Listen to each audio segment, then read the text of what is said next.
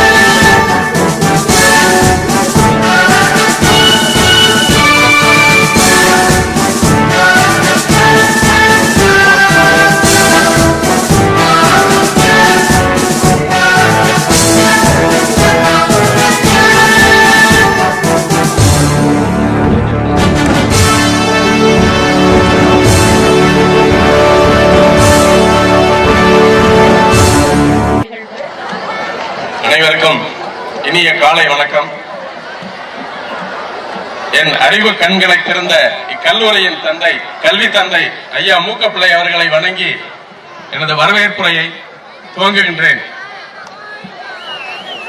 பொன்விழா ஆண்டில் விளையாட்டுகளில் சரித்திரம் படைத்த எமது கல்லூரியின் சார்பாக நடத்தப்படும் விளையாட்டு விழாவிற்கு வருகை புரிந்துள்ள கல்வி தாய் கண்டெடுத்த கலைமகன், தமிழ் தாய் கண்டெடுத்த தமிழ் திருமகன் ஐயா பொன்னம்பலம் அவர்களை வணங்கி வரவேற்கின்றேன். வரலாற்று புகழ்பெற்ற கல்லூரிக்கு சாதனைகள் புரிந்து வரும்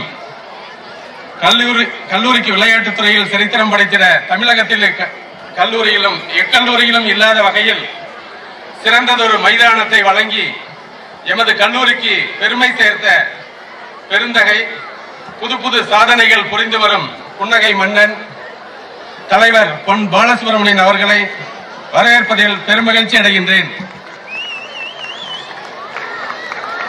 மேலும் எமது கல்வி நிறுவனங்களின் வளர்ச்சிக்கு உறுதுணையாக விளங்கும்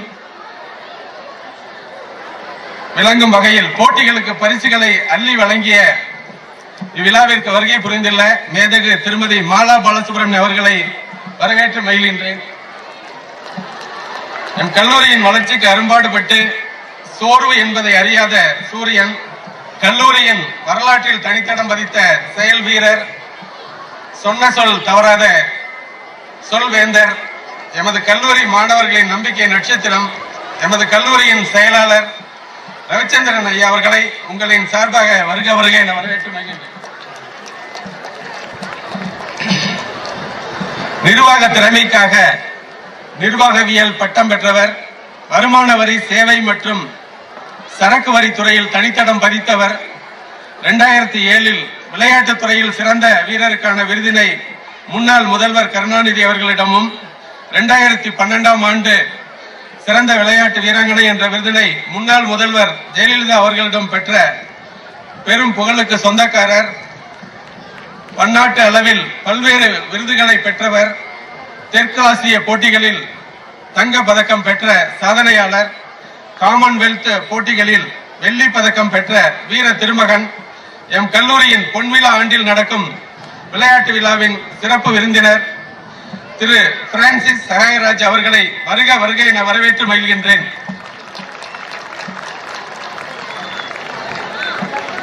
கல்வியியல் கல்லூரியில் மாற்றங்களை செய்து நவீன உலகிற்கு நல்லாசிரியர்களை உருவாக்கி வரும் நவரச நாயகன் கல்லூரியின் டீன் டாக்டர் பிரபாகரன் அவர்களை வருக வருக என வரவேற்று மகிழ்கின்றேன்.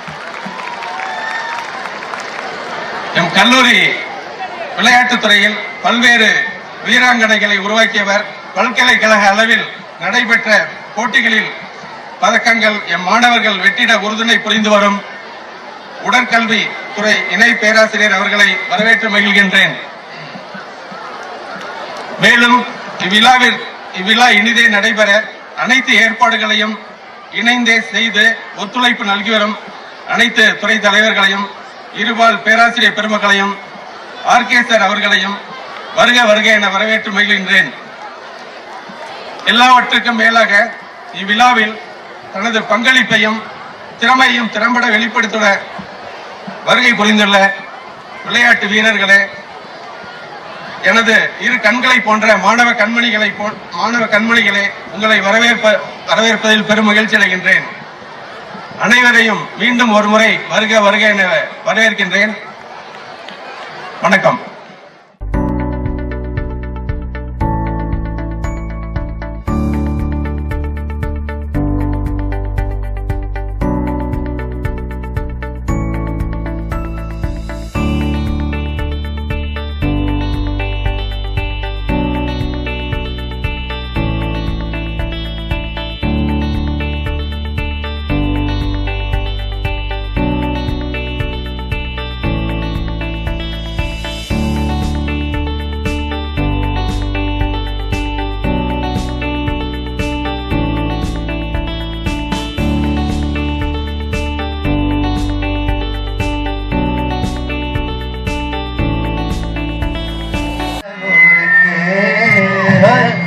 எங்க மண்ணு தங்க மண்ணு ஒன்ன வச்சு சிங்க மண்ணு முத்துமணி ரத்தினத்தை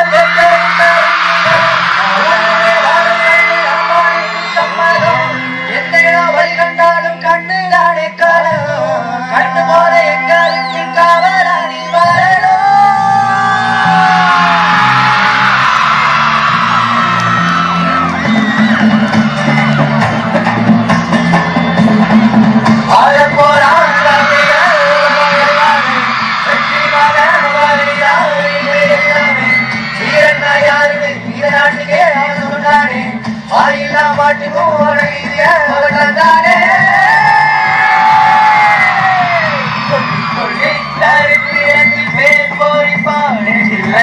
காட்டி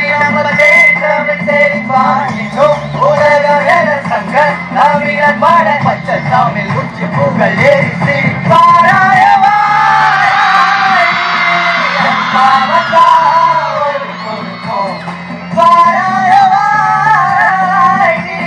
பம்பாவத்தா துணி கேடுப்பா தமிழந்தா என்னாலோ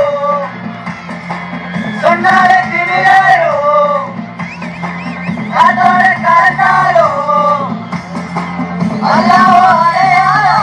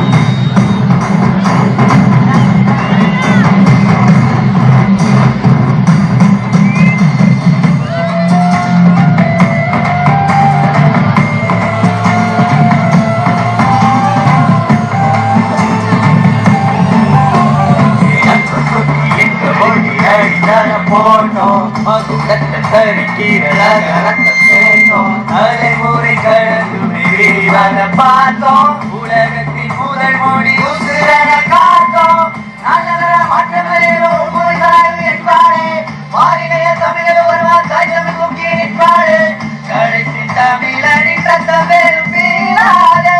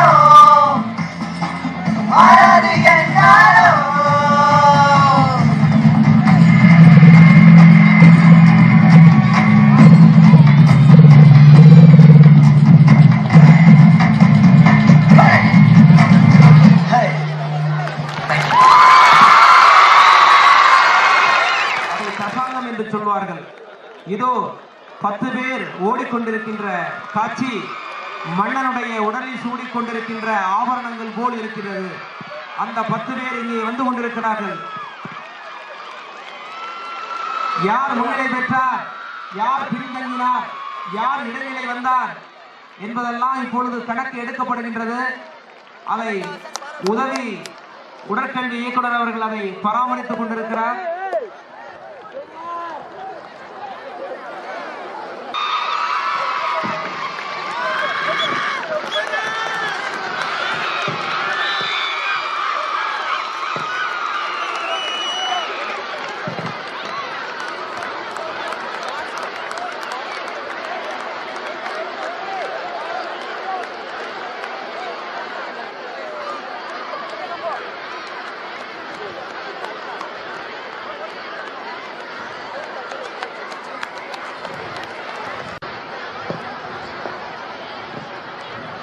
இலக்கின் இறுதி கட்டத்தை நோக்கி வந்து கொண்டிருக்கிறார்கள்.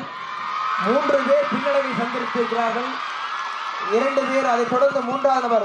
ஒவ்வொரு போட்டிக்கும் 3 என்பது உண்டு. எனவே இதோ அந்த வீரர் வந்துவிட்டார். அவரை கைத்தாங்களாக தாங்கி அவருக்கு அந்த வெற்றி மாலையை சூடுமாறு கேட்டுக்கொள்கிறோம்.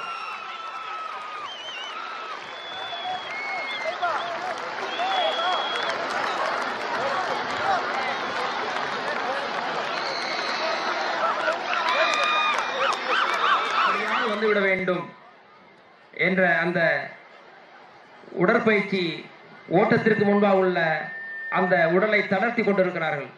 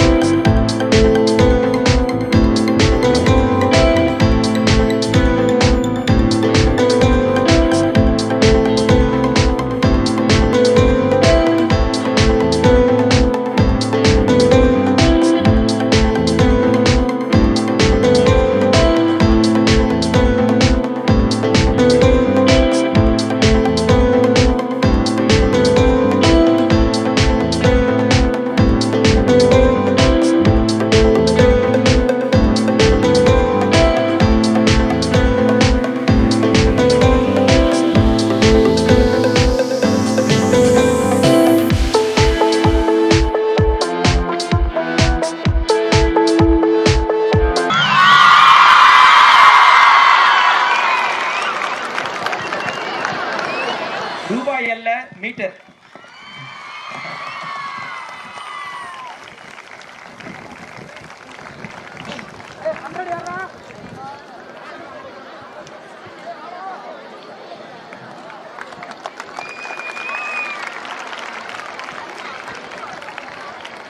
வெற்றி சான்றிருக்கின்ற சுபாஷ் ஓடுவதில் வல்லவர், பிடிப்பதில் வல்லவர். முயல் பிடிப்பது அவர் வல்லமை. சுபாஷ்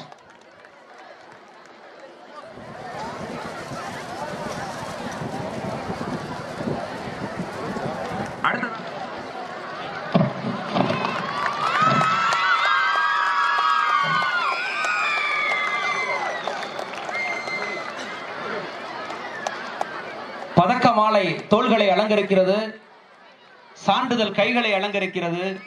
இது நம்ம கண்களுக்கு விருந்தளிக்கிறது.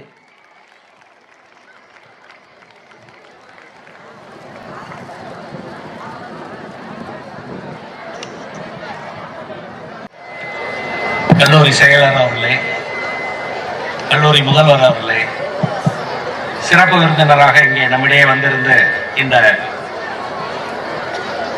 ஆனுவல் ஸ்போர்ட்ஸ் டேயிலே கலந்து நம்மளை எல்லாம் சிறப்பித்துக் கொண்டிருக்கும் இன்டர்நேஷனல் அத்லட் மற்றும் சீனியர் டாக்ஸ் கன்சல்டன்ட் திரு பி பிரான்சிஸ் சகாயராஜ் அவர்களே, பேராசிரியர் பெருமக்களே, மாணவர்களே, உங்கள் அனைவருக்கும் என்னுடைய காலை வணக்கம். மனிதன் சிறப்பாக செயல்பட வேண்டுமேயானால் 3 கோஷன், 3 விதத்தில் அவன் தன்னை தயார்படுத்திக் கொள்ள வேண்டும். Intellectual quotient, physical quotient and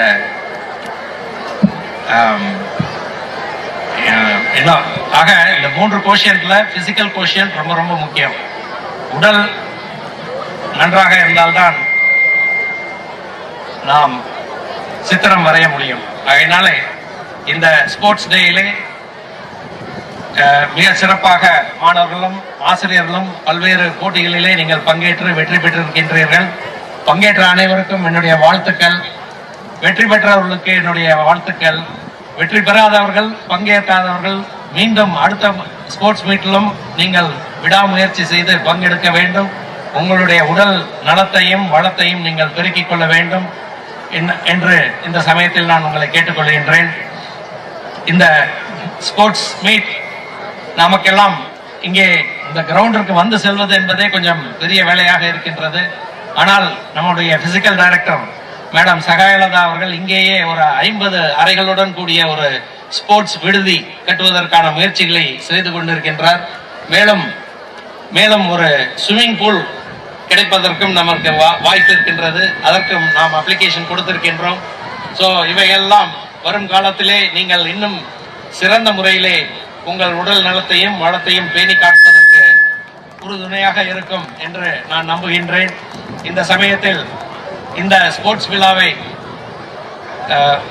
ஒரு சிங்கிள் நபர் என்ற ஒரு நபர் துறையாக இருந்து எல்லாருடைய சப்போர்ட்டையும் பெற்று, எல்லா துறைகளின் சப்போர்ட்டையும் பெற்று, ஆசிரியர்கள் மற்றும் மாணவர்கள் மாணவிகள் அனைவருடைய சப்போர்ட்டையும் பெற்று இந்த விழாவை இங்கே சிறப்பாக நடத்தி கொண்டிருப்பதற்காக மேடம் சகாயலதா ராணி அவர்களை நான் வாழ்த்துகின்றேன். மேலும் நம் மாணவர்களும் மாணவிகளும் பல்வேறு போட்டிகளிலே, பாரதிதாசன் பல்கலைக்கழக அளவிலான போட்டிகளிலே பங்கெடுத்து வெற்றி பெற்றிருக்கின்றீர்கள். குறிப்பாக பவர் லிப்டிங் நாம் overall championship for boys and girls 2 துறைகளிலுமே நாம் வெற்றி பெற்றிருக்கின்றோம். உங்கள் அனைவருக்கும் பங்கெடுத்த அனைவருக்கும் என்னுடைய வாழ்த்துக்களை இந்த தருணத்தில் நான் தெரிவித்துக் கொள்கின்றேன். மாணவர்களே, நீங்கள் ஒரு பலத்த கரவோசை பங்கெடுத்தவர்களுக்கு கொடுக்க வேண்டுமா இந்த சமயத்தில் நான் கேட்டுக்கொள்கின்றேன்.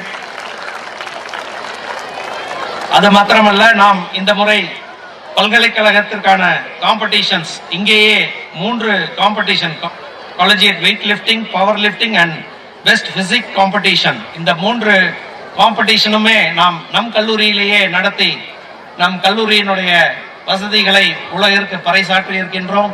நிச்சயமாக இன்னும் பல விழாக்களை, பல காம்படிஷன்ஸ், பல்கலைக்கழக அளவிலான காம்படிஷன்ஸ், பல விஷயங்களை இங்கேயே நடத்துவதற்கான ஏற்பாடுகளை இன்னும் சீரியஸான முறையிலே செய்வதற்கு நாங்கள் முயற்சி செய்து கொண்டிருக்கின்றோம். அந்த வகையிலே நம் செயலர் அவர்களுக்கும் நம் முதல்வர் அவர்களுக்கும் என்னுடைய வாழ்த்துக்களையும் நன்றிகளையும் தெரிவித்துக் கொள்கின்றேன். அவர்கள் பல்வேறு விதங்களிலே பல்வேறு ஃபண்டிங் ஏஜென்சிஸை அப்ரோச் செய்து நமக்கு தேவையான வசதி வாய்ப்புகளை பெறுவதற்கான முயற்சிகளை செய்து கொண்டிருக்கின்றார்கள்.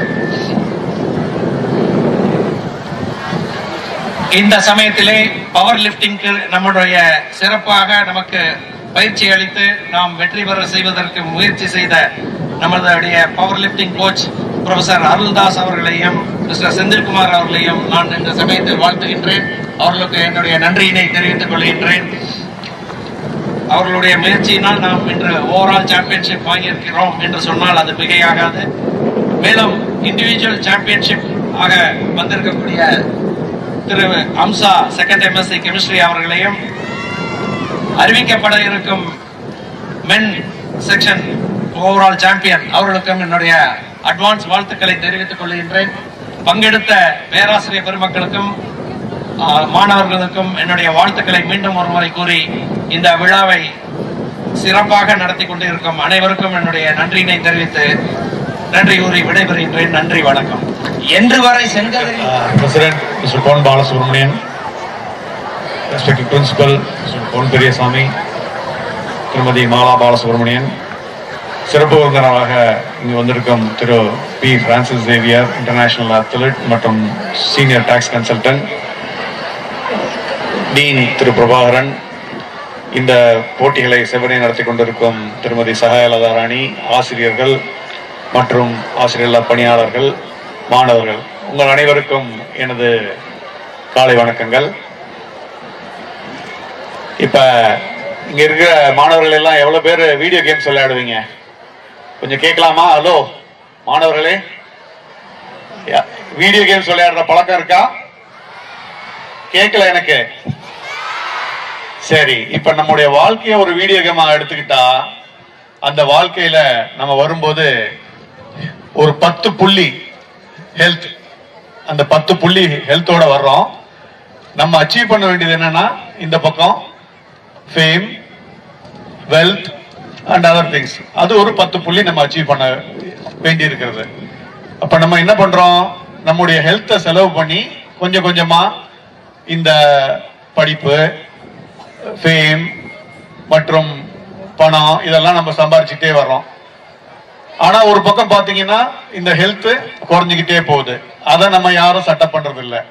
ஒரு காலகட்டத்தில் பாத்தீங்கன்னா நம்ம கிட்ட நிறைய பொருள், ஃபேம் மற்றும் எல்லாம் நிறைய இருக்கு. ஆனா நம்ம ஹெல்த் ரொம்ப குறைஞ்சு போயிடுது.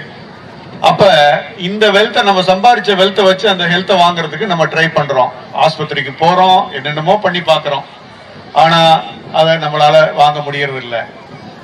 இதனால என்ன தெரியுதுன்னா, நம்முடைய ஹெல்த்ல நம்ம முக்கிய கண்ணோட்டம் வைக்க வேண்டும். அதற்கு உங்களுக்கு இந்த மாதிரியான ஸ்போர்ட்ஸ் விளையாட்டுல நீங்க கலந்துக்கிட்டீங்கன்னா உங்களுடைய ஹெல்த் இம்ப்ரூவ் ஆகிறதுக்கு நல்ல வாய்ப்பு இருக்கிறது. அதனால நீங்க அனைவரும் இந்த மாதிரி ஸ்போர்ட்ஸ்ல பங்கெடுத்து அதன் மூலமாகவும் நீங்க பல ஃபேம் அடைகிறதுக்கும் வாய்ப்பு இருக்கு. அதை பயன்படுத்தி நீங்க முன்னால் வர வேண்டும் என்பது என்னுடைய வேண்டுகோள். அடுத்தது, இந்த மாதிரி ஒரு ஸ்போர்ட்ஸ்ல நமக்கு என்ன கிடைக்குது? தங்க பதக்கம் கிடைக்குது, வெள்ளி பதக்கம் கிடைக்குது. ஆனா அதெல்லாம் விட முக்கியமானது ஒண்ணு என்ன கிடைக்குது? நம்ம நண்பர்களோட சேர்ந்து இந்த மாதிரி ஒரு ஸ்போர்ட்ஸ் விளையாடும் பொழுது நமக்கு நிறைய நண்பர்கள் கிடைக்கிறாங்க. The friendship which you forge in the field is going to take you forever. Even the medals which you win are going to rust, but not your friendship. அதனால நீங்க அனைவரும் இந்த மாதிரியான ஒரு விளையாட்டுகள்ல கலந்து கொண்டு உங்கள் உடல் ஆரோக்கியத்தை பெருக்கி அதன் மூலம் வாழ்க்கையில் வெற்றி பெற வாழ்த்து கூறுகிறேன்.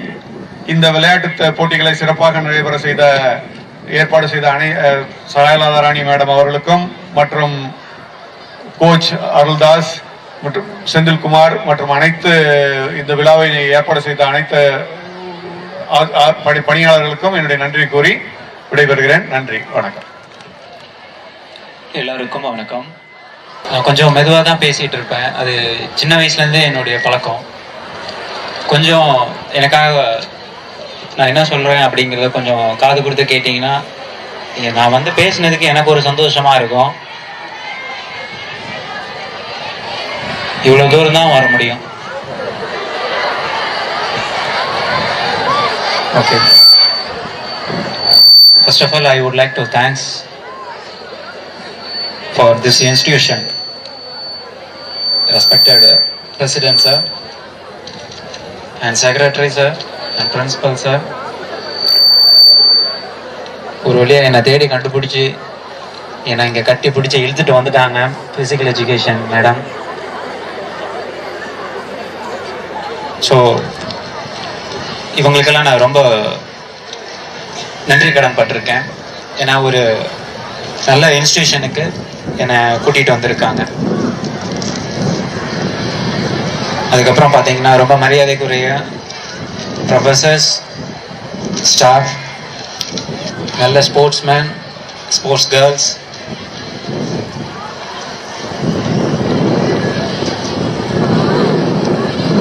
இங்கே இன்னும் எத்தனை பேர் இருக்காங்களோ எல்லாருக்கும் என்னுடைய முதல் வணக்கத்தை தெரிவிச்சுக்கிறேன். எனக்கு பொதுவாக இந்த மாதிரி அடுக்கடுக்காக அந்த இலக்கணமாக பேசுறது எனக்கு தெரியாது. அதனால நான் சாதாரணமாகவே பேசுகிறேன். பொதுவாக அட்வைஸ்ன்னு சொல்லுவாங்க, எனக்கு அட்வைஸ் கொடுக்க தெரியல. ஆனால் எல்லாருக்கும் ஒரு எதிர்பார்ப்பு இருக்கும். இங்கே ஒரு மேபி ஐஏஎஸ் ஆஃபீஸர் வந்திருக்கலாம், ஐபிஎஸ் ஆஃபீஸர் வந்திருக்கலாம், அதை விட நிறைய சிறப்பு விருந்தினர்கள் வந்திருக்கலாம். ஆனால் அங்கே நடந்து வரப்ப யோசிச்சிருப்பீங்க, யார் இந்த பையன் அப்படின்னு,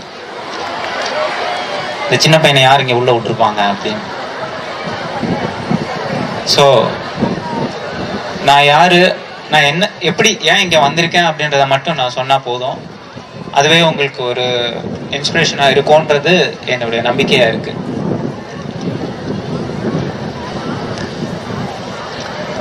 பிடி மேம் சொல்லிடலாமா? இந்த புத்தனாம்பட்டி இந்த நேரு மெமோரியல் காலேஜுக்கு நான் வர்றது இது செகண்ட் டைம். இப்போ ஒரு சிறப்பு விருந்தினராக வந்திருக்கேன். இதே நான் 2000 என்னுடைய 12th எக்ஸாம்ஸ் எல்லாம் முடிச்சுட்டு இதே நேரு மெமோரியல் காலேஜில் அட்மிஷனுக்காக வந்திருக்கேன் நான் இங்கே.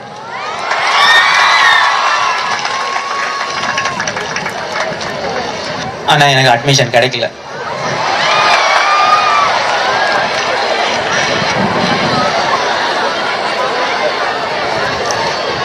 ஸோ 17 வயசுல கிடைக்காத அட்மிஷன் இப்போ ஒரு 36 வயசுல இங்க சீஃப் கெஸ்டா வர்றதுக்கு வாய்ப்பு கிடைச்சிருக்கு. ஸோ ஒரு நேரு மெமோரியல் இந்த இன்ஸ்டிடியூஷனுக்கு வர்றதுக்கு நான் எவ்வளோ வருஷம் காத்துட்டு இருக்க வேண்டியதா இருக்கு பாருங்க.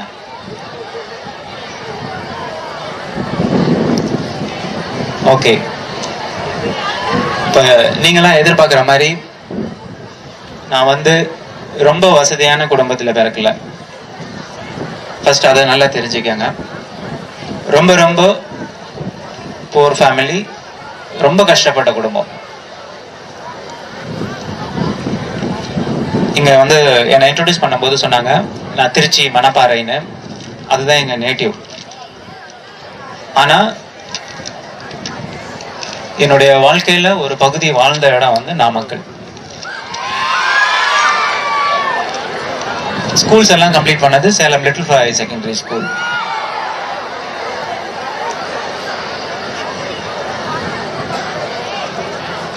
எங்க அப்பா நாமக்கல்ல உங்களுக்கே தெரியும் நிறைய கோழி பண்ணைகள்லாம் இருக்குன்னு. அந்த கோழி பண்ணையில ஒரு சாதாரண ஒரு தொழிலாளி, ரொம்ப ரொம்ப கஷ்டப்பட்ட குடும்பம். ஒரே ஒரு உதாரணம் சொல்றேன். வீட்டில் சாப்பாடு இருக்காது. அப்ப எங்க அம்மா போய் பக்கத்துல இருந்து அந்த குறுநரிசி வாங்கிட்டு வருவாங்க. அந்த குறுநரிசியில கஞ்சி செஞ்சு சாப்பாடு போடுவாங்க. அதுவும் கடன் வாங்கினதா தான் இருக்கும். ஒரு 2 நாள் கழிச்சு பாத்தீங்கன்னா அதே சாப்பாட்டை பழைய சாப்பாடா சாப்பிடும்போது அந்த கடன் கொடுத்தவங்க அந்த காசுக்கோ இல்லை ஏதாவது அது சம்பந்தமாவோ திட்டிட்டு இருப்பாங்க எங்களை. அப்போ சாப்பிடவும் முடியாது, அழுகவும் முடியாது. உங்களுக்கு அந்த சூழ்நிலை எப்படி இருக்கும்னு கண்டிப்பா புரியும் நினைக்கிறேன் நான் சொல்றது. ஸோ என்னுடைய வாழ்க்கையோட முதல் பகுதி வந்து பாத்தீங்கன்னா ரொம்ப கடுமையானது, மிகவும் கொடுமையானது. ஸோ அந்த மாதிரி ஒவ்வொரு நாளும் எனக்கு துன்பம் மட்டும்தான் இருந்தது. என்னுடைய குடும்ப சூழ்நிலை காரணமா 12th முடிச்ச உடனே 10th 12th மார்க் ஷீட் எடுத்துட்டு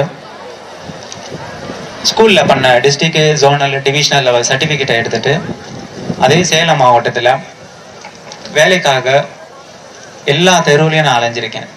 சூரமங்கலம், அதாவது ஜங்ஷன் இருக்கு இல்லைங்களா, அங்க இருந்து பழைய பஸ் ஸ்டாண்டு வரைக்கும் உங்களுக்கே தெரியும். அந்த ரோடாவே நடந்து யாராவது எனக்கு வேலை கொடுங்கன்னு எல்லா இடத்துலையும் கேட்டிருக்கேன். அன்னைக்கு நான் நாமக்கல்ல இருந்து புறட்டு போகும்போது நாமக்கல் டு சேலமுக்கு 7 ரூபாய் 70 பைசா பஸ் ஃபேர். அன்னைக்கு எங்க அப்பா எனக்கு வந்து காசு கொடுத்தது வெறும் 17 ரூபாய். உங்களுக்கே தெரியும், 7 ரூபாய் 70 பைசா போறதுக்கும் 7 ரூபாய் 70 பைசா வர்றதுக்கும். மீதி இருக்கிற காசுல காலையில சாப்பிடவும் முடியாது, மதியானமும் சாப்பிட முடியாது, ராத்திரியும் சாப்பிட முடியாது. இது உண்மைன்றது உங்களுக்கு நல்லாவே தெரியும். ஆனா கடைசியா ஆடி ஓடி ஒடிஞ்சதுக்கு அப்புறம் பாத்தீங்கன்னா சாயங்காலம் ஒரு 6:30 மணி போல ஒரு இன்ஃபோசியஸ் மார்க்கெட்டிங்ல வந்து சேல்ஸ்ல ஒரு வேலை கொடுக்குறேன்னு சொல்லி ஒத்துக்கிட்டாங்க. இதுக்கப்புறமா அது லைஃப் நல்லா இருக்குமா அப்படின்னு வரும்போது தான் எங்க அப்பா ஒரு வார்த்தை சொன்னாரு. ஃபர்ஸ்ட் எங்க அப்பாவை நல்லா தெரிஞ்சுக்கங்க. இன்னைக்கு எங்க அப்பா மட்டும் இல்லை அப்படின்னா நான் கண்டிப்பா இங்க நின்றுக்கவே முடியாது. ஏன்னா அவ்வளவு கஷ்டத்துலயும் நீ வேலைக்கு போக வேணாம், போய் படின்னு சொன்ன ஒரே பர்சன். என்ன கஷ்டம் வந்தாலும் நான் பாத்துக்கிறேன், ஆனா நீ போய் படி அப்படின்னு சொல்லிதான் அனுப்பிச்சாங்க. நான் வந்து படிக்க மாட்டேன்னு தான் சொன்னேன், ஆனா படிக்கணும்னு சொன்னாங்க எங்க அப்பா. அப்போ அதான் சொன்னேன், புத்தனம்பட்டிக்கு வந்து அட்மிஷன் கேட்டேன். இங்க ரிஜெக்ட் ஆகி சென்ட் ஜோசப்ஸ் காலேஜில் பரிதாபப்பட்டு ஒரு சீட்டு கொடுத்தாங்க. அப்போ அந்த ஹாஸ்டல்ல கொண்டு போய் எங்க அப்பா என்னை சேர்த்தாரு. எங்க அப்பா சொன்னார், வீட்டில இருந்து எனக்கு உனக்கு படிக்க வைக்க முடியல, நான் எப்படியாவது கஷ்டப்பட்டு உனக்கு நான் ஃபீஸ் கட்டுவேன். நீ அங்க போனீங்கன்னா கண்டிப்பா 3 வேளை சாப்பாடு நீ கண்டிப்பா சாப்பிடுவ, எங்களை பத்தி யோசிக்காத, நீ நல்லா படி, உனக்கு ஸ்போர்ட்ஸ் தான் இம்பார்ட்டன்ட்னு உனக்கு தெரிஞ்சிடுச்சு. ஸோ அதை வச்சு அதுல ஏதாவது பண்ண முடியுமான்னு பாரு அப்படின்னு சொல்லி என்னை கொண்டு போய் சென்ட் ஜோசப்ஸ் காலேஜில் சேர்த்துட்டு வந்தாங்க. அந்த சென்ட் ஜோசப்ஸ் காலேஜில் ஒவ்வொரு நாள் சாப்பாடு எடுத்து சாப்பிடும் போதெல்லாம் நான் அழுவேன். என் கூட இருக்கிற நண்பர்கள்லாம் சொல்லுவாங்க, ஏன்டா அழுவுற அப்படின்னு. இல்லை, நான்லாம் இங்கே சாப்பிட்றாங்க, எங்கள் அப்பா அம்மா சாப்பிட்றாங்களா இல்லையான்னு கூட எனக்கு தெரியலையே அப்படின்னு. ஸோ அந்த மாதிரி ரொம்ப கஷ்டப்படும் போது அந்த காலேஜை விட்டுட்டு நான் திருப்பி வீட்டுக்கு போனேன். ஏன்னா என்னால் அந்த நல்ல சாப்பாடை சாப்பிடும்போது அவங்கள நினைக்காம என்னால் இருக்க முடியல. அதனால நான் படிக்கல அப்படின்னு. அப்போ எங்கள் அப்பா சொன்னார், என்ன கஷ்டமா இருந்தாலும் சரி நீ தொடர்ந்து படி, உனக்கு நீ ஸ்போர்ட்ஸுக்காக போ, அதுக்கப்புறம் எங்களை பத்தி நீ யோசிக்காத, நீ சீக்கிரமா நல்ல நிலைமைக்கு வந்து குடும்பம் நல்ல நிலைமைக்கு போகும் இல்லையா அப்படின்னு சொன்னாங்க. அதுக்கப்புறம் தொடர்ந்து எங்க அப்பாவோட வற்புறுத்தலுக்காகவே நான் திருப்பி வந்து சென்ட் ஜோசப்ஸ் காலேஜில் தங்கி இருந்து மறுபடியும் ஸ்போர்ட்ஸை கொஞ்சம் சீரியஸாக எடுத்து பண்ணேன். நான் முத போன ஜூனியர் ஸ்டேட் காம்படிஷன் கூட என்னை ஏமாத்தி அனுப்பும்போது எனக்கு அதெல்லாம் செட் ஆகாதுன்னு கூட முடிவு பண்ணிட்டேன். மறுபடியும் பேக் எடுத்துட்டு வீட்டுக்கு போயிட்டேன், என்னால் பண்ண முடியாதுப்பா அப்படின்னு. சரி பரவாயில்ல, பண்றியோ பண்ணலையோ நீ 3 வருஷம் அங்கே இருக்கு, என்னதான் நடக்குதுன்னு பார்ப்போம் லைஃப்ல அப்படின்னு சொல்லி மறுபடியும் அந்த எல்கேஜி பையனை கொண்டாந்து பால்வாடி பையனை கொண்டாந்து ஸ்கூல்ல விட்டு போற மாதிரி வந்து விட்டுட்டு போயிட்டாரு. அப்போ எனக்கு நல்ல ஒரு பயிற்சியாளர் கிடைச்சாரு. அவர் மூலியமா நல்ல ட்ரைனிங் ஸ்டார்ட் பண்ணி கொஞ்சம் கொஞ்சமா முன்னேறி ஒரு 7, 8, 9 மாசமா கஷ்டப்பட்டு ஒரு நல்ல ட்ரைனிங் பண்ணி தான் முத போய் ஒரு ஜூனியர் ஸ்டேட்ல ஒரு மெடல் எடுத்தேன். அதுவே வந்து பாத்தீங்கன்னா 4 லெவல் கொஞ்சம் கொஞ்சமா என்னுடைய வாழ்க்கையை கொஞ்சம் கொஞ்சமா மாத்தி அந்த வெண்கல பதக்கங்கிறது ஒரு கோல்டு மெடல் ஆச்சு. அப்புறம் ஸ்டேட்ல பெரிய லெவல் ஓப்பன் ஸ்டேட்ல போய் மெடல் பண்ற மாதிரி வந்தது. அதுக்கப்புறம் நேஷனல்ஸ் ஓடுறக்கூடிய வாய்ப்பு கிடைச்சது. ஸோ நேஷனல்ஸ் போய் பார்த்துட்டு வந்தக்கூடிய நிலைமையில இருந்தேன்னா ஒரு நேஷனல்ல உட்காந்து ஹீட்ஸு, செமிஃபைனலு, அப்புறம் ஃபைனலு எல்லாமே தாண்டி அதுக்கப்புறம் ஒரு மெடல் எடுத்துட்டு வந்து ஒன்னொன்னா என் லைஃப்ல வரும்போது அதுக்கப்புறம் உங்களுக்கே தெரியும், ஒரு நல்ல ஸ்போர்ட்ஸ்மேனுக்கு கண்டிப்பா நல்ல ரெகக்னைஸ் இருக்கும். அது இன்னைக்கு நிறைய டிபார்ட்மெண்ட், இப்போ நான் இருக்கிற கஸ்டம்ஸ் டிபார்ட்மெண்ட்டாக இருக்கலாம், இன்கம் டேக்ஸ் டிபார்ட்மெண்ட்டாக இருக்கலாம், போஸ்டலாக இருக்கலாம், எல்ஐசியாக இருக்கலாம், ரயில்வேஸாக இருக்கலாம், இன்னைக்கு நிறைய ஸ்போர்ட்ஸ் ரெக்ரூட்மெண்ட் பண்ணுறாங்க. உங்களுக்கு தெரியுமா தெரியாது. நல்ல நல்ல ஸ்போர்ட்ஸ் மேனுக்கு இன்னைக்கு கவர்மெண்ட் நிறைய ஆப்பர்ச்சுனிட்டி கொடுக்குது. அந்த மாதிரி ஒரு ஸ்போர்ட்ஸ் கோட்டால கிடைச்ச வாய்ப்பு தான் எனக்கு இந்த டிபார்ட்மெண்ட்.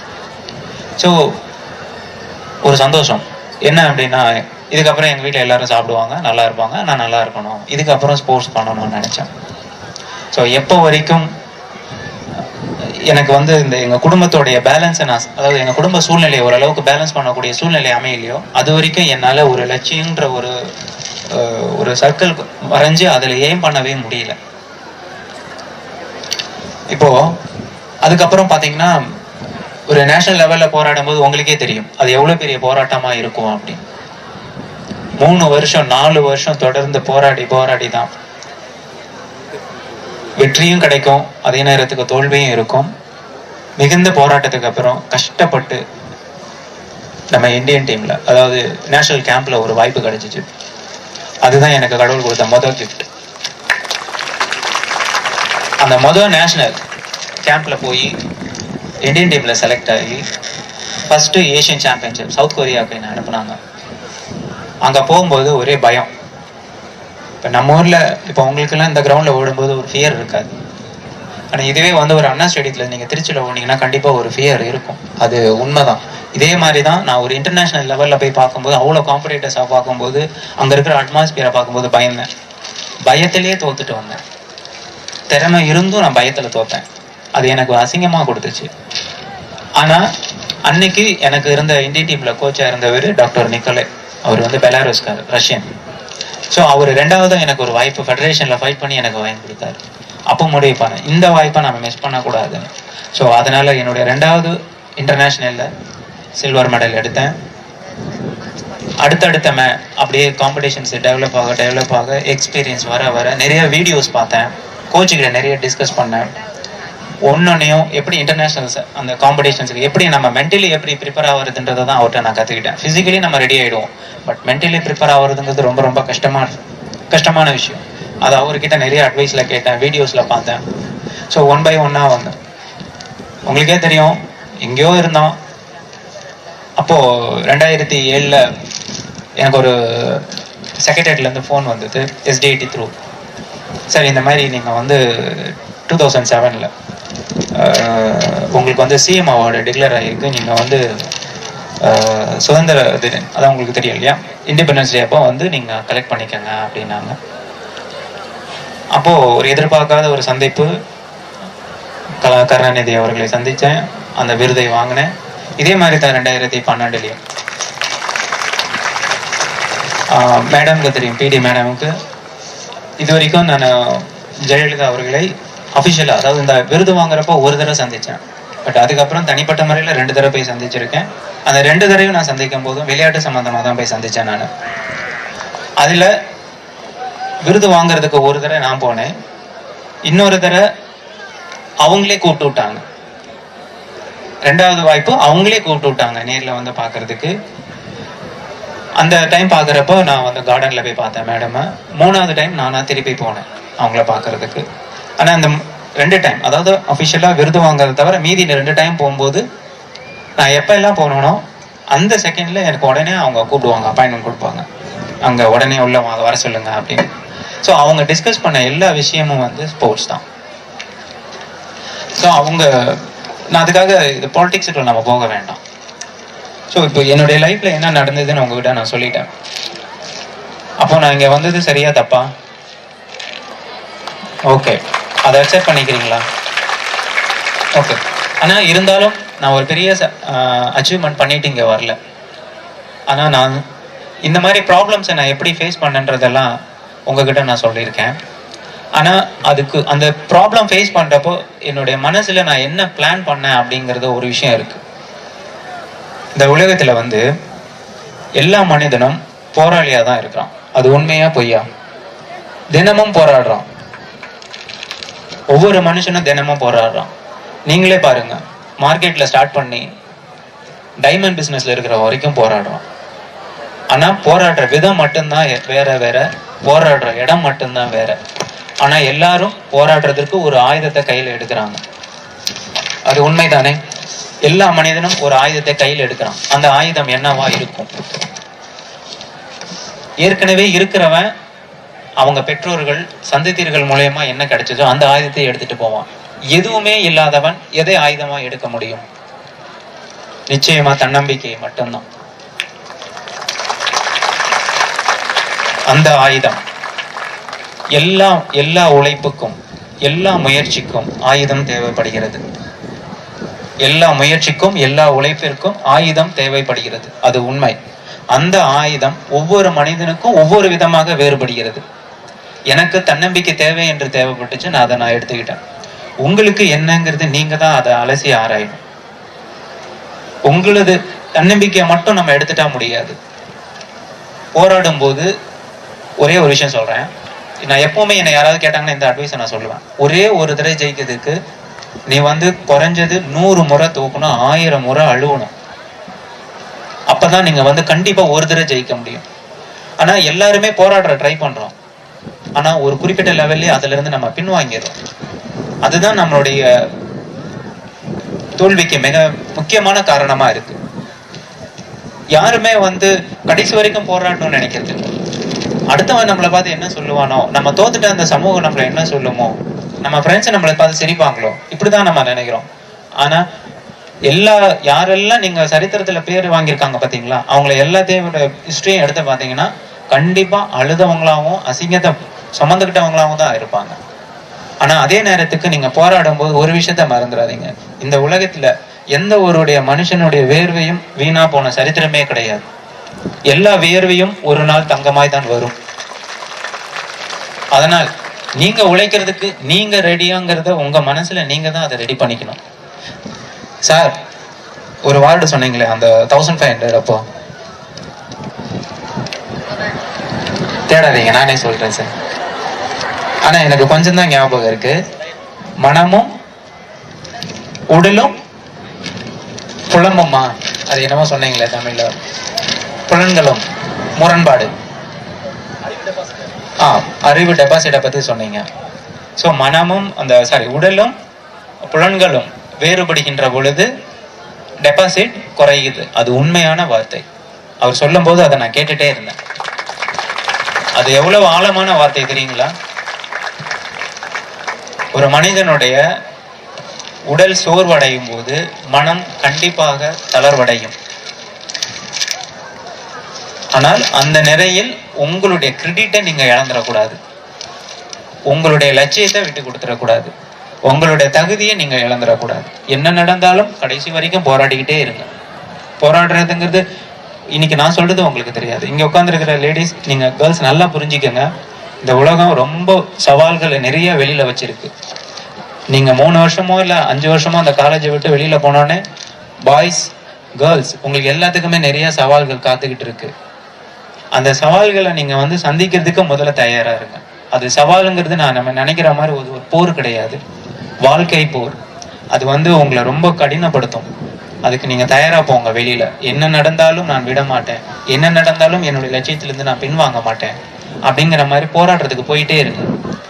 நான் சொல்றதெல்லாம் ஸ்போர்ட்ஸுக்கு மட்டும்தான் பொருந்தணும்னு கிடையாது. உங்க இயற்கையான வாழ்வுக்கு. இப்ப நிறைய பேருக்கு ஆசை இருக்கும் குரூப் 1, குரூப் 2, குரூப் 3ல பாஸ் ஆகணும். அந்த ஸ்டெப்ஸை நீங்க விடவே விடாதீங்க. போராடிக்கிட்டே இருங்க. இன்னைக்கு சென்ட்ரல் கவர்மெண்ட்ல இருக்க எஸ்எஸ்சி, பேங்க் எக்ஸாம் எல்லா இடத்துலயும் நம்ம நார்த் இந்தியன்ஸை கொடுத்துட்டு நம்ம சும்மா உட்காந்துருக்கோம். ரயில்வேஸா இருக்கட்டும், கஸ்டம்ஸா இருக்கட்டும், எல்லாத்துலயுமே இன்னைக்கு நார்த் இந்தியன்ஸ் உள்ள வந்துட்டாங்க. எல்லாம் நம்ம அந்த தகுதியை இழந்துட்டோம். ஏன்னா நம்ம மோகம் ஃபுல்லா வேற பக்கம். இன்ஜினியரிங்ல கொஞ்சம் பேர் அழிஞ்சு அப்படியே போயிட்டாங்க. இன்னும் இருக்கிறவங்க கொஞ்சம் பேர் லைஃப் என்ஜாய் பண்ணிட்டே போயிட்டாங்க. ஸோ நமக்கு கிடைக்கக்கூடிய வாய்ப்புகளை ஏன் நம்ம இன்னொருத்தருக்கு தரணும்? வாய்ப்புகள் கிடைப்பது ரொம்ப கஷ்டமான விஷயம். அந்த வாய்ப்புகளை தவற விடாதீங்க. நீங்க 3 வருஷத்துல இருந்து 5 வருஷத்துல நல்ல விதைகளாக இருந்தீர்கள் என்றால் நல்ல மரமாகவோ நல்ல செடியாகவோ நீங்க முளைத்து வருவீர்கள். அதனால் நல்ல விதைகளாக முதலில் மாறுங்கள். ஆனா ஒரே ஒரு விஷயம், உண்மை, போராட தயாராக இருங்கள். ஒரு மனிதனுடைய வெற்றிக்கு 3 தேவைப்படுகிறது. ஒன்று அனுபவம். அனுபவம் என்பது நம்ம மற்றவரிடமிருந்து கற்றுக்கொள்வது. இன்னொன்று முயற்சி, விடாமுயற்சி, கடைசி வரையில் போராடுவது. அடுத்ததா ஒண்ணு வருவது எந்த நிலையிலும் இறுதி வரை போராடுவது என்பது. நீங்க நிறைய இந்த யூடியூப்ல இந்த வீடியோ பார்த்திருப்பீங்கன்னு நினைக்கிறேன். இந்த ஹேண்டிகேப் ஸ்டூடெண்ட்ஸ், அதாவது பேரா ஒலிம்பிக்ஸ்ல நடக்கும்போது ஒரு பையன் ஒரு 400 வரும்போது அந்த 300க்கு அந்த பக்கமே 150 கிட்டே வந்து பார்த்தீங்கன்னா அவனால ஓடி வர முடியாது, அவன் அங்கேயே நிற்பான். ஆனா அவனுடைய அப்பா இந்த பெவிலியன்ல இருந்து இறங்கி போய் அவனை தோல்ல பிடிச்சு கொண்டு வந்து அந்த பினிஷிங் வரைக்கும் விட்டுட்டு போவார். யாராவது பார்த்துருக்கீங்களா அந்த வீடியோ? எல்லாருமே போராடுறாங்க, எல்லாருக்கும் போராடக்கூடிய குணம் இருக்கு, நம்ம தான் அதை செய்யறதே இல்லை. எனவே உங்ககிட்ட கெஞ்சி கேட்குறேன், நிறைய பிளான் பண்ணுங்க. பிளான் பண்ணா எல்லாமே சக்சஸாக மாறும். பிளான் இல்லாமல் போறது மட்டும்தான் ஃபெயிலியராக போகும். நான் உங்களுக்காக எதுவும் ப்ரிப்பேர் பண்ணிட்டு வரல, ஆனால் என்னுடைய அனுபவத்துல இருந்து சொல்றேன், எப்பவும் சிறந்த நீங்க எல்லாருமே நல்ல பர்சனாலிட்டியா வாங்க, நல்ல பர்சனாலிட்டியா வாங்க. உங்ககிட்ட எதிர்பார்ப்புகள் அதிகமாக உங்க பெற்றோர் இடத்துலயும் நண்பர்கள் இடத்துலயும் உங்களை சுற்று வட்டாரத்துலயும் நிறைய இருக்கும். ஸோ நல்ல விதைகளாய் மடிந்து நல்ல மரமாக வாழுங்கள் என்று கூறி வாய்ப்புக்கு நன்றி கூறி விடைபெறுகிறேன்.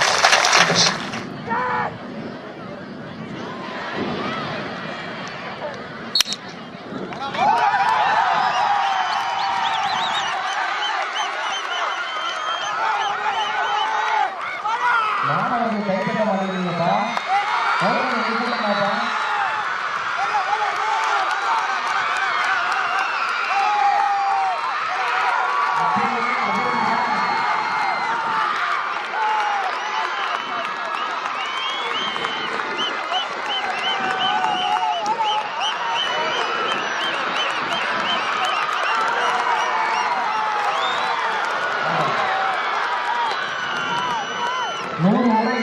கிடைத்த கடைசி வெற்றி தான் வெற்றி, தோல்வி அடையாது. திருப்பதான் எழுதுவா. இதோ வெற்றி பெற்று அடைந்துவிட்டார், அடைந்துவிட்டார். 1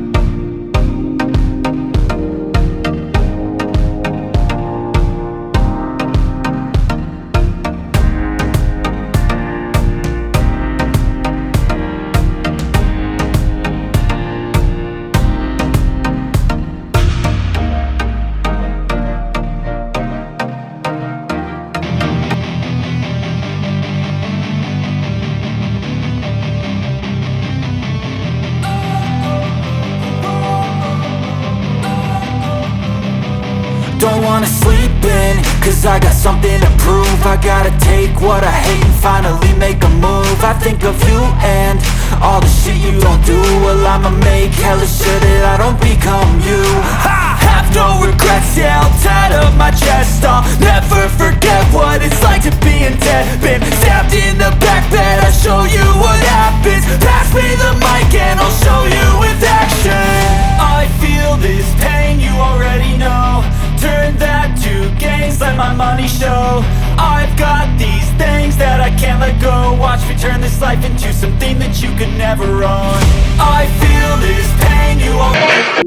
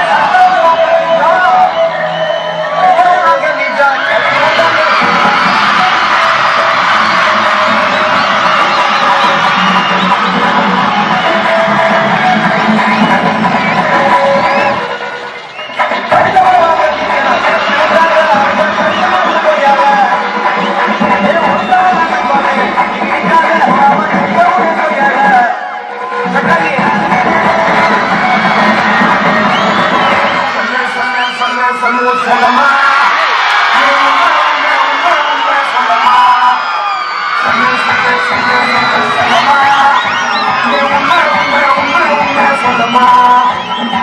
சொன்னக வீச்சில கதலை போட்டாமா போல கதை பண்ண காதல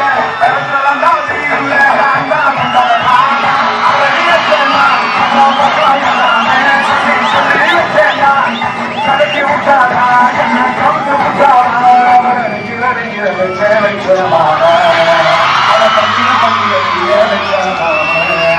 அவ என்ன என்ன சொல்லுல அதுக்கு இதுக்கு நெருங்கி போறஞ்சல மழ அவன் சொல்லி ராகு ராகு ராகா நிபுணர் மாதிரி யாருங்க நிபுணர் பார்த்தாலும் நிறத்தி நிறத்தி நினைக்க தோணுது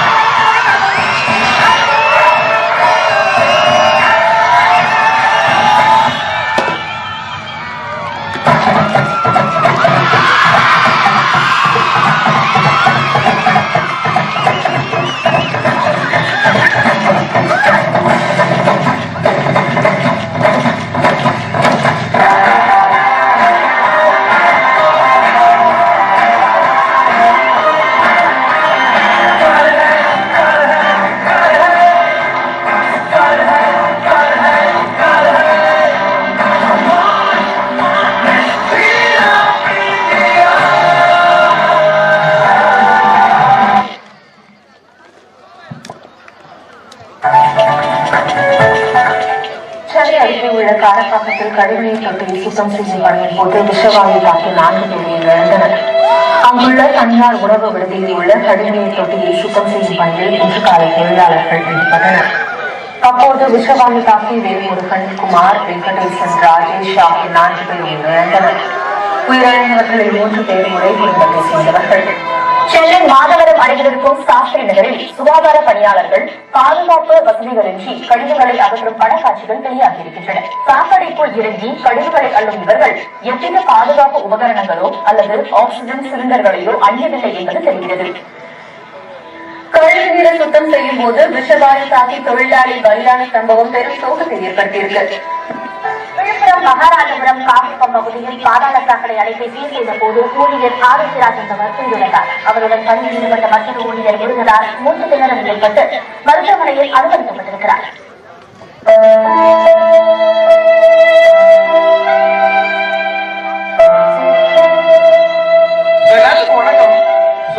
எதுக்கு நாங்க பிளாஸ்டிக் யூஸ் பண்ணோம்னு பாத்தீங்கன்னா பிளாஸ்டிக் தவிர்க்கிறோம். ஸோ வந்து அதை முன்னாடி கொண்டு வைக்கிறது நாங்க பண்ணோம். ஸோ வந்து ட்ரைனேஜ் கிளீனர்ஸ் தான் நமக்கு எல்லாம் தெரியும். சாக்கடைக்குள்ள இருந்து இறங்கி வேலை செய்வேன் அவங்க வேற எவனும் தெரியாது. அவனும் மனுஷன், அவனும் ஒருத்தரும் மனுஷன் தான். அவனுக்கும் நாட்டங்க நானும் அப்படிங்கிறது யாருக்குமே தெரியாதுல்ல.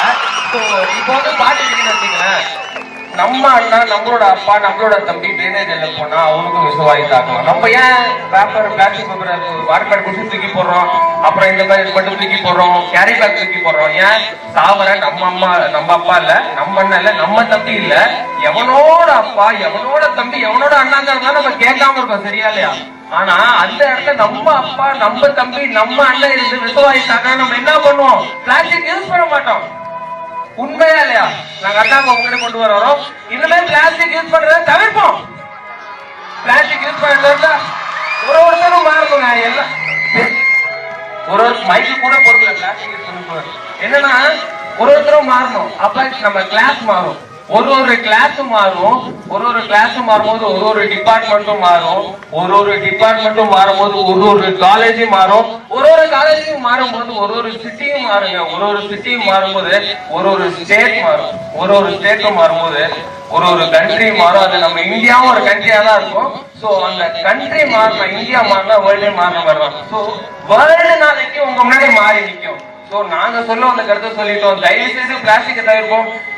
அப்துல் கலாம் சொன்ன மாதிரி ஒரு வளர்ந்த இந்தியா, தூய்மையான இந்தியா உருவாக்கும், மறந்துடுவோம். சோ எங்க கூட நீங்க வந்து சேர்ந்து பிளாஸ்டிக் தவிர்ப்போம். ஒரே நிமிஷம் எல்லாரும் எழுதி நிக்கலாம், ஸ்டாஃப் எல்லாருமே இறந்தா. சோ வந்து நாங்க வந்து எல்லாத்தையும் முன்னாடி எடுத்து போகணும்னு நினைக்கிறோம். சோ பிளாஸ்டிக் தவிர்ப்போம். நாங்க அட்வைஸ் பண்றதுக்கு வயசு இல்லை. சோ வந்து எல்லாரும் ஒத்துழைக்கணும். சோ நன்றி, வணக்கம்.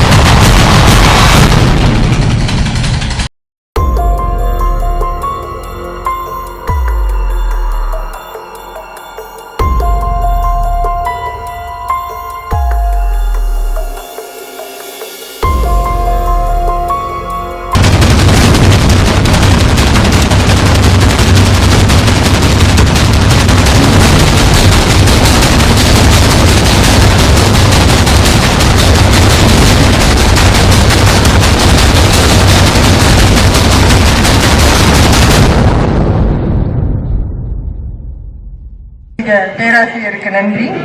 அன்னைக்கும் மேலாய் என்னை ஆதரித்து வாழ வைக்கும் சுந்தர தமிழே நீ வாழி, என் புகழ் வாழி என்று தமிழை வாழ்த்தி என்னுடைய நன்றி உரையை துவங்குகிறேன். நம் கல்லூரியின் சார்பாக நன்றி சொல்லும் பொருட்டு உங்கள் முன்னே நிற்க படிக்கப்பட்டுள்ளேன். சிறிது நீளமான நன்றி. மதிப்பிற்கும் மரியாதைக்கும் உடைய மேடையில் அமர்ந்திருக்கும் உயர்ந்தோர்களே, என்னுடன் பணியாற்றும் ஆசிரியர்களே, ஆசிரியல்லா பணியாளர்களே, மாணவ மணிகளே, அனைவருக்கும் என் வணக்கங்கள். இன்றைய நாள் நம் கல்லூரியின் இன்னும் ஒரு சாதனை நாள். சாதனையாளர்கள் ஒன்றாக சேர்ந்த நாள்.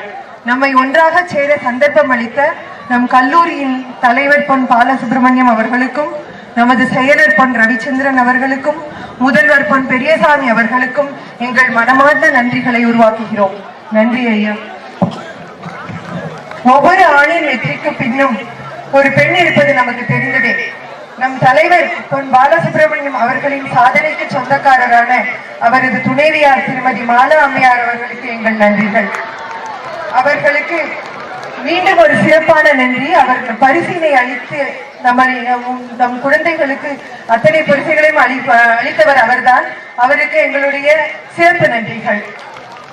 நம்முடைய எல்லா நிகழ்வுகளுக்கும் உறுதுணையாய் இருந்து நம்மை ஊக்குவிக்கும் டீன் சார் டாக்டர் பிரபாகரன் அவர்களுக்கும் எங்களுடைய நன்றிகள். இன்றைய சிறப்பு விருந்தினர் சாதாரணமா ஒரு சினிமால மோட்டிவேஷன் படம் பார்த்தாலே நமக்கெல்லாம் உத்வேகம் ரொம்ப ஜாஸ்தியா இருக்கும். உடனே நம்ம அந்த மாதிரி ஆகணும் அப்படின்னு நமக்கு ஒரு தோணும். இப்ப டங்கல் படம் எல்லாம் பார்த்து நாங்கெல்லாம் ரொம்ப அப்பா இப்படியெல்லாம் இருக்கா அப்படின்லாம் நினைச்சோம். இன்றைக்கு நேரடியாக ஒரு எடுத்துக்காட்டு நம் முன்னால் கஷ்டப்பட்டு உயர்ந்து மிகப்பெரிய சாதனை படைத்த நம் இந்தியாவிற்கு பெருமை சேர்த்த சிறப்பு விருந்தினர் டாக்டர் பிரான்சிஸ் சகாயராஜ் அவர்களுக்கு எங்களுடைய உளம் கனிந்த நன்றிகள், சந்தோஷ நன்றிகள். உங்களை நாங்கள் மறக்க மாட்டோம். எங்கள் மாணவ மணிகளுக்கு சிறந்த எடுத்துக்காட்டு நீங்கள். கண்டிப்பாக உங்களை போல் மினிமம் ஒரு 100 பேராவது இங்க இருந்து வருவாங்க அப்படின்னு நாங்க எதிர்பார்க்கிறோம். வந்த உடனே உங்ககிட்ட கண்டிப்பா இன்ஃபார்ம் பண்ணுவோம். நன்றி, நன்றி ஐயா, நன்றி. இவ்வளவு பெரிய விழா சாதாரண ஒரு டிபார்ட்மெண்ட் ஃபங்க்ஷன் நடத்தவே நான்லாம் நோன்னு அலைவோம்.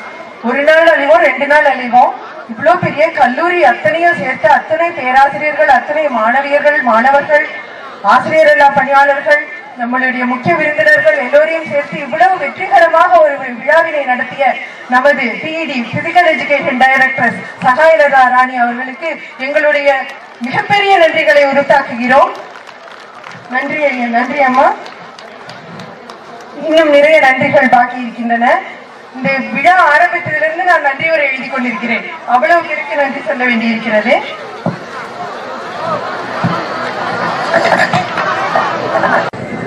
மார்ச் 1 பயிற்சி அளித்த உடற்கல்வி இயக்குனர் செந்தில்குமார் மற்றும் இங்கிலீஷ் டிபார்ட்மெண்ட் சந்திரன் அவர்களுக்கு நம்முடைய நன்றிகள்.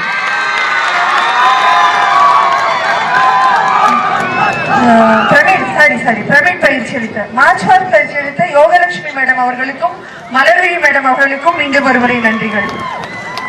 நம் மனம் கவர்ந்த கொஞ்சம் கூட தொய்வில்லாமல் ரொம்ப அழகாக இந்த தொகுப்பாளர்கள் டாக்டர் மேரி அங்குமதி காமர்ஸ் டிபார்ட்மெண்ட் துறை தலைவர் மற்றும் திரு என்ஆர் சக்திவேல் உதவி பேராசிரியர் தமிழ்துறை அவர்களுக்கு எங்களுடைய நெஞ்சார்ந்த நன்றிகள். இந்த அரங்கம் சிறக்க உதவி செய்த திரு ராதாகிருஷ்ணன் அவர்களுக்கு எங்களுடைய நன்றிகள். எங்கள் மாணவிகள் ஒலிம்பிக் டார்ச் ஏந்திய சிவபிரகாசம், சுதீனா, நிரஞ்சனா, தயாநிதி அவர்களுக்கு எங்களுடைய சிறப்பான நன்றிகள். கண்களை குளிர வைத்த அணிவகுப்பில் கலந்து கொண்ட எங்கள் மாணவ மணிகளுக்கு நன்றிகள். எங்கள் டிபார்ட்மெண்ட்டுக்கு பரிசு வாங்கி கொடுத்த மேத்ஸ் டிபார்ட்மெண்ட் ஸ்டூடெண்ட்களுக்கு எங்களுடைய நன்றிகள். எங்கள் கல்லூரி மாணவ மாணவிகளின் மனம் கவர்ந்த கல்லூரி பாடகர் குழுவிற்கு எங்கள் சந்தோஷ நன்றிகள். போட்டிகளில் பங்கு பெற்ற மாணவ மணிகளுக்கும் பரிசு பெற்றவர்களுக்கும் எங்கள் நன்றிகள். மேலும் போட்டிகளில் பரிசு பெற்ற ஆசிரியர்கள், ஆசிரியல்லா பணியாளர்கள், பரிசு வாங்கியவர்கள், வாங்காதவர்கள் ஆகிய அனைவருக்கும் எங்களுடைய நன்றிகள். இந்த விழாவின் வெற்றிக்கு உறுதுணையாக இருந்த எங்களுடைய மாணவிகள் சூரியனையும் பொருட்படுத்தாமல் இன்று ஒரு நாள் நிறைய D3 விட்டமினை பெற்றுக்கொண்டு விழாவினை சிறிதும் தளர வைக்காமல் கரகோஷ ஒலியுடன் பங்கு பெற்ற எங்களுடைய மாணவர்களுக்கு எங்களுடைய மிகப்பெரிய நன்றிகள். அழகாக ஒலி அமைப்பு கொடுத்த நமது ஒலி அமைப்பாளர்களுக்கு எங்கள் நன்றிகள். மற்றும் இவ்விழாவினை சிறப்பாக உதவி செய்து அனைத்து நல்ல உள்ளங்களுக்கும் எங்களுடைய 1 கோடி நன்றிகளை சமர்ப்பிக்கின்றேன். எனக்கு நன்றி கூற வாய்ப்பளித்தமைக்கு மீண்டும் ஒருமுறை நன்றி கூறி அமைகிறேன். நன்றி.